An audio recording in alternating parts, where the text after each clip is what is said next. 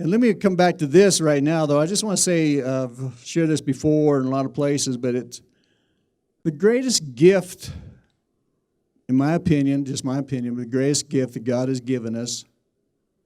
And there's so many wonderful things in life, but the greatest gift that God's given you is your life. And I want to just take a little time to just think about that you actually exist.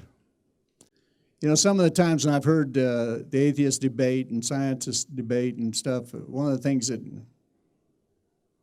they bring out is following evolution and following all that, but the thing they say is baffling to them is, why do we as humans have such a consciousness of who we are? And they're not sure all animals have that, and they're not sure, you know, but we have a awareness.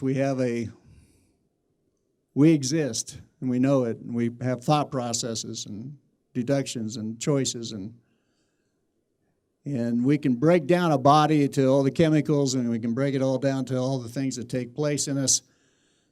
We can figure out how that works, but the baffling thing is we actually are people that feel things and know things, experience things,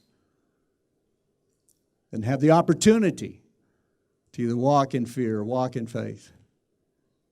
And we exist, and that's an incredible thing. And you think about, no matter how long we live down here on earth, almost all cultures, almost all, you know, you take even the outlaw bikers, they still believe they're going to be gathered together in the next life.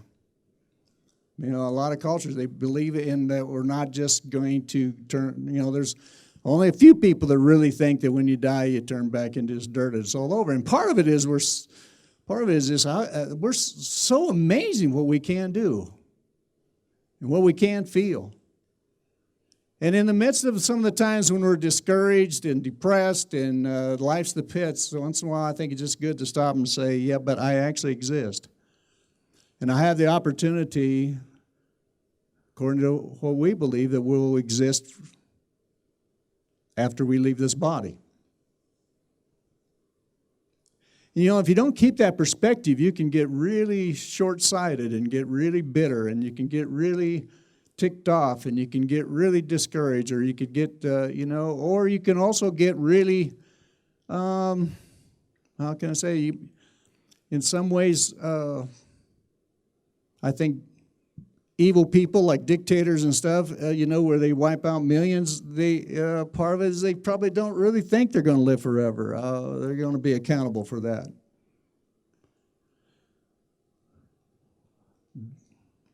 Moses asked God, he said, who do I say send me? And God says, I am who I am, or I exist and I exist. And now that we're like him in his image, we can just say, who are you? I exist. I am who I am. Give me a name, change the name, whatever, but I am who I am. I exist. And I'm going to exist forever.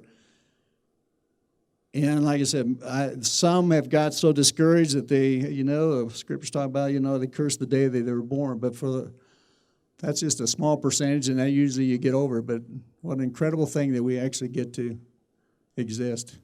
And I think it's just good to slow down once in a while and just say, wow. That's really amazing when you think about it, isn't it?